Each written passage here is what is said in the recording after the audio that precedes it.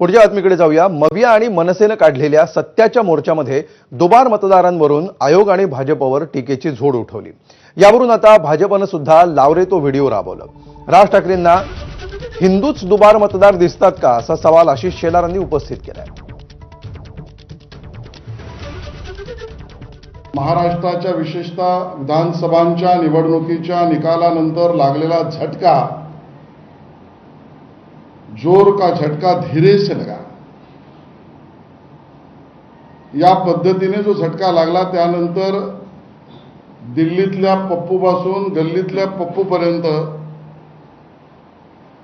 सगळेजण जी भूमिका मांडतायत त्याला बेनकाब करण्याचा आमचा हा सरळ भूमिका आम्ही त्या ठिकाणी मागतो, कारण नकाब घातलेल्यांनाच बेनकाब करावं लागेल। दरम्यान भाजपचे नेते आशिष शेलार यांनी मतदार यादीतले कोणते घोळ दाखवलेत पाहूया।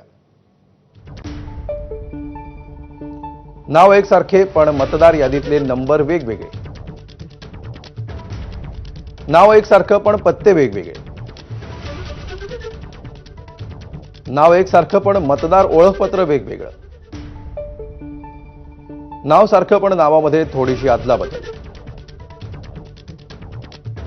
फोटो एकसारखे मात्र नावात अदलाबदल, नाव एकच पण लिंग वेगवेगळं,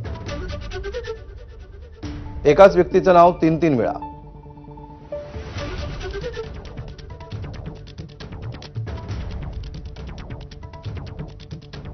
तर भाजप नेते आशिष शेलार यांनी ठाकरे बंधू आणि महाविकास आघाडीला कोणते सवाल विचारलेत बघूया।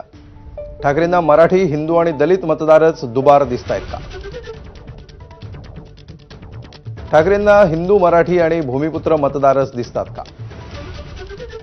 ठाकरे बंधूंना आणि मवियाला निवडणूक कुठे न्यायची आहे? ठाकरेंना भोईर पाटील हेच दुबार मतदार दिसले, अन्सारी शेख दिसले नाहीत का?